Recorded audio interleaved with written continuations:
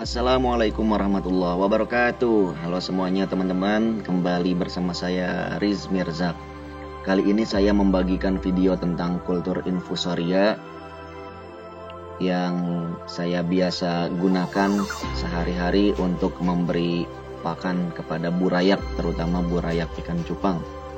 Dan sebenarnya sudah banyak video-video orang-orang yang mengkultur infusoria untuk pakan burayaknya itu, dan teman-teman bisa cek di YouTube mereka masing-masing atau di medsos lainnya. Namun kenapa saya tertarik juga ingin membagikan video infusoria ini, karena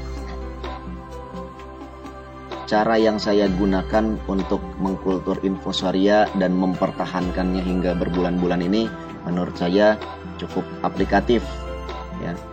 Sebelumnya saya pernah membagikan video tentang kutu air yang tiba-tiba booming tidak sengaja, atau cacing darah ya, cara mengumpulkan cacing darah. Nah, pada kali ini untuk infusoria ini memang benar-benar saya andalkan untuk memberi pakan cupang. Jadi sebagai pakan tambahan selain artemia ya teman-teman ya, sehingga menekan biaya untuk membeli artemia. Jadi ada pakan tambahannya infusoria. Nah teman-teman, apa sih infusoria itu? Nah, menurut wiki, infusoria adalah istilah kolektif untuk makhluk air kecil seperti Ciliata, Euglenoid, Protozoa, Agla uniseluler, dan invertebrata kecil yang ada di kolam air tawar. Kesimpulannya, infusoria itu adalah makhluk-makhluk kecil, makhluk-makhluk renik yang ada di air ya. Jadi yang mengatakan bahwa infusoria itu adalah anak kutu air ya berarti ada benarnya juga, karena infusoria itu adalah kelompok hewan, bukan untuk satu jenis hewan saja, seperti itu.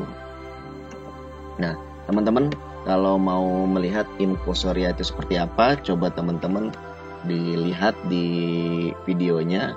Lihat, ini ada kumpulan seperti awan ya, kumpulan di air seperti awan putih kecil-kecil dan bergerak-gerak. Nah itulah infusoria teman-teman ya. Dan infusoria ini cocok untuk menjadi pakan burayak karena ukurannya yang kecil sesuai bukaan mulut burayak, terutama burayak ikan cupang teman-teman ya.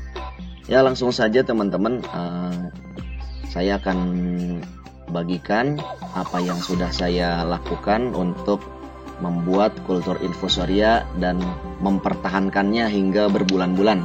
Nah, teman-teman bisa lihat kultur yang ada di wadah ini, yaitu ember yang saya gunakan untuk wadah, itu sudah beberapa bulan kultur infusorianya. Begitu infusorianya habis, saya bisa pupuk kembali dengan satu bahan ya. Sebelum itu bahan-bahan yang utama digunakan apa saja sih? Ya teman-teman bisa cek sumber-sumber yang lain untuk kultur infusoria. Jadi saya juga menggunakan bahan yang sama dengan mereka, yaitu daun pisang kering ya, daun pisang kering, kemudian EM4, dan juga air bekas ikan ya. Itu saya campurkan, kemudian saya diamkan beberapa hari, maka akan tumbuh infusoria.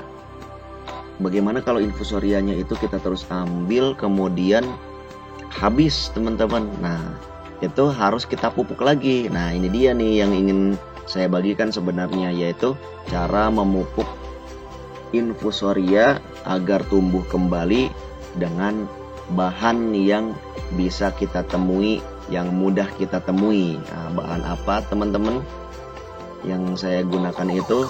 Ini dia, yaitu susu bayi yang sudah basi ya. Jadi ini saya punya susu bayi atau susu balita yang sudah tidak diminum selama beberapa jam, kan sudah tidak bisa diminum lagi tuh, atau sudah basi lah, sudah nggak enak rasanya. Nah daripada dibuang, itu bisa kita manfaatkan untuk memupuk infusoria agar tumbuh kembali dan banyak kembali. Ini adalah contoh kultur infusoria yang sudah habis karena infusorianya sudah saya ambil untuk memberi pakan. Nah, otomatis ini habis ya, atau tinggal sedikit lagi. Nah, kita langsung campurkan aja ini susu bayi yang sudah basi tersebut, langsung masukkan aja. Nah, seperti ini. Nah, kalau sudah dicampur bagaimana? Ya, wadahnya kita tutup kembali dengan tutup. Kemudian kita diamkan beberapa hari. Nah, dalam prosesnya air di wadah infusoria itu akan berubah menjadi seperti ini, teman-teman. Ini banyak gumpalan-gumpalan, banyak gumpalan-gumpalan, banyak kotoran-kotoran, dan airnya juga masih keruh ya, dan baunya juga masih menyengat, teman-teman ya. Nah, yang kalau misalnya masih seperti ini masih belum bisa digunakan ya. Jadi kita tunggu airnya itu menjadi agak bening kembali, kemudian sudah tidak ada gumpalan dan infusorianya sudah berkumpul kembali, sudah muncul kembali, sudah menggumpal kembali, sudah ada kerumunan infusorianya. Nah, seperti ini lagi. Nah, ini adalah kultur yang sudah saya diamkan selama beberapa hari sejak saya kasih susu basi tersebut. Nah, bagaimana cara memberikannya ke ikan? Nah, langsung saja kita serok dengan gayung, yaitu serok bagian yang banyak infusorianya di bagian permukaannya. Nah, kita serok seperti ini, kemudian bisa langsung saja kita berikan ke burayak. Langsung saja kita berikan ke lubukan tempat kita memelihara burayak ya. Jadi seperti itu. Jadi teman-teman bisa menggunakan cara ini untuk mempertahankan kultur infusoria sehingga kita tidak terus-terusan membuat kultur baru ya, tidak terus-terusan menggunakan daun pisang. Jadi kultur yang lama juga bisa kita perbarui seperti itu, dan juga prosesnya akan lebih cepat daripada kita membuat kultur baru. Cara memberikannya juga bisa langsung beserta airnya ya. Tapi kalau teman-teman khawatir burayaknya akan terkena penyakit, teman-teman bisa saring dulu infusorianya dengan saringan infusoria ya. Tapi kalau saya di sini selama beberapa bulan juga saya tidak pernah menggunakan saringan, langsung saja sama airnya ya. Yang penting kita pilih air yang berada di permukaan yang banyak infusorianya.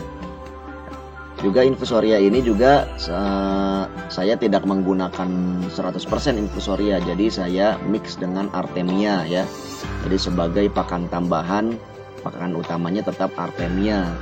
Tapi teman-teman jangan lupa bahwa memberikan susunya itu secukupnya saja ya, jangan terlalu banyak.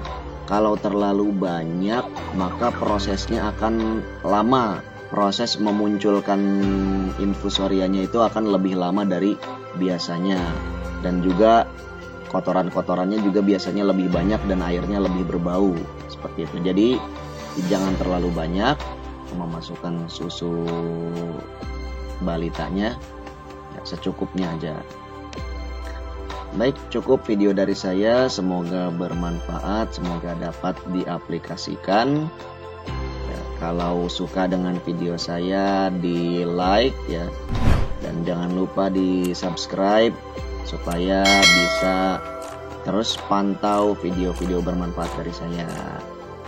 Dan kalau nggak suka juga bolehlah dislike ya, nggak apa-apa. Assalamualaikum warahmatullahi wabarakatuh.